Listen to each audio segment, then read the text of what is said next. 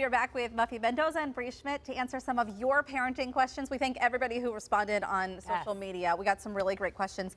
And I have to tell you, this first one came up from my own mother. And she said, don't judge me. This isn't corny. I don't want you to think that this is like coming out of left field. But she said, how do you find meaning and purpose in life once your kids have their own lives? They have moved on. And you're kind of like, oh, wait, I spent all this big chunk of time, and now how do I move on? Sure. Well, you know, I'm fortunate my kids are still in it, but I think first, if you are still in it, it's reminding yourself to find that passion while you are in motherhood, right? There's so much of us give up ourselves, but it's encouraging moms that are in it to find their passion. But I think it's just reminding people it's never too late. You don't have to feel like you're too old or too much time has passed for you to pursue a passion, like bird or watching. do something that you want to do. Bird watcher. You know, but it's probably hard if you've had a mindset of my life is for my kids for so long. Yeah. So I think it's just giving yourself grace and reminding yourself that, you know what, it's never too late, and to just keep going for it. Yeah. And I think as a parent who is actively going through this right now, like my kids are 14, 15, and 22, and so I am falling into finding myself again at this different age. I think it's just really important that you never get to that point. Like if you are a young mom right now, like we talked about on numerous occasions, you can find the spice of right now for your life in motherhood. You don't have to wait. So stop making it like this big goal of your head. And think about the thing you can do for 2 minutes. You know, and I don't know if you're going through this right now, Muffy, but I've heard other people talk about this. Like when your kids are teenagers and they're starting to pull away, it's almost like they're preparing you for that transition. They absolutely are. And it's allowing you that space to say, okay, I have some free time. What is it that I want to do And now? I'm bored. How should I fill this time? Right, exactly. Yeah, that's true. Don't wait until when you need it. Don't wait till go time.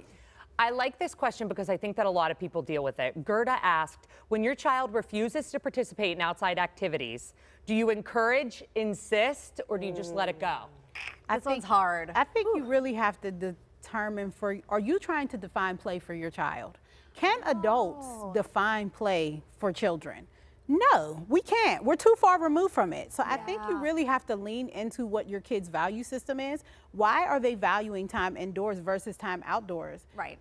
I think when I really started to examine the friendships that my sons were making on video games, I had to really say, they're playing with their friends. They are playing with their friends. You want the same thing. Also, video games, very lucrative business. So it's not like a bad hobby to have anymore. Right. Start streaming.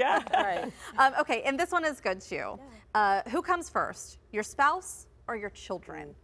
Hard question. It's a really hard question. You know, for me, I'm very lucky I have a supportive partner. And so in our house, we know that when we are tight and on the same page and communicating, that it makes the rest of the house good too. And our kids see that.